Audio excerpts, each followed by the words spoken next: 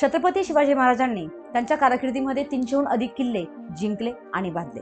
त्यातील काही किल्ल्यांची ही माहिती। राजगड, पुणे जिल्ह्यातील राजगड हा किल्ला यावरती बरीच वर्ष महाराजांनी घालवली। स्वराज्य स्थापनेवेळी पहिली राजधानी म्हणून हा किल्ला ओळखला जातो। बाले किल्ला, संजीवनी आणि सुवेला असा हा 3 माची किल्ला आहे। सिंहगड, पुणे जिल्ह्यातील सिंहगड हा अत्यंत उंच असल्यामुळे अनेक युद्धांचा हा साक्षीदार आहे, पण त्यातला त्यात तानाजी मालुसरे यांच्या पराक्रमासाठी हा किल्ला प्रामुख्याने ओळखला जातो। रायगड, पुणे जिल्ह्यातील रायगड हा किल्ला छत्रपती शिवाजी महाराजांची राजधानी म्हणून ओळखला जातो।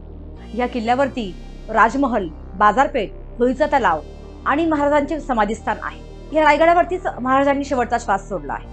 प्रतापगड, सातारा जिल्ह्यातील प्रतापगड हा किल्ला यावरच महाराजांनी अफजल खानाचा वध केला होता आणि ह्या किल्ल्याच्या तटबंदीच्या आतमध्ये अफजल खानाची समाधी करण्यात आलेली आहे। तोरणा, 1646 मध्ये वय वर्ष 16 असताना आपल्या महाराजांनी ह्या तोरणा किल्ल्याला जिंकलं होतं आणि असं म्हणतात की ह्या तोरणापासूनच महाराजांनी स्वराज्य स्थापनेची स्वप्न पाहिली आणि ती पूर्णत्वाकडे नेली। सिंधुदुर्ग, सिंधुदुर्ग जिल्ह्यात असलेला हा सिंधुदुर्ग किल्ला अरबी समुद्राच्या अगदी मधोमध बांधण्यात आलेला आहे। समुद्र मार्गाने होणारे आक्रमण आणि वेळोवेळी होत गेलेले युद्ध याचा हा किल्ला साक्षीदार आहे।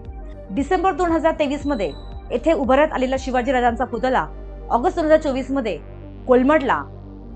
इतकंच नव्हे तर ह्या कोलमडल्यानंतर सुद्धा राजकारणी लोकांनी असं स्टेटमेंट केलं की हा पुतळा पडला नाही तर पाडला गेला। शिवाजी राजांनी बांधलेले बरेचसे किल्ले अजूनही शाबूत आहेत।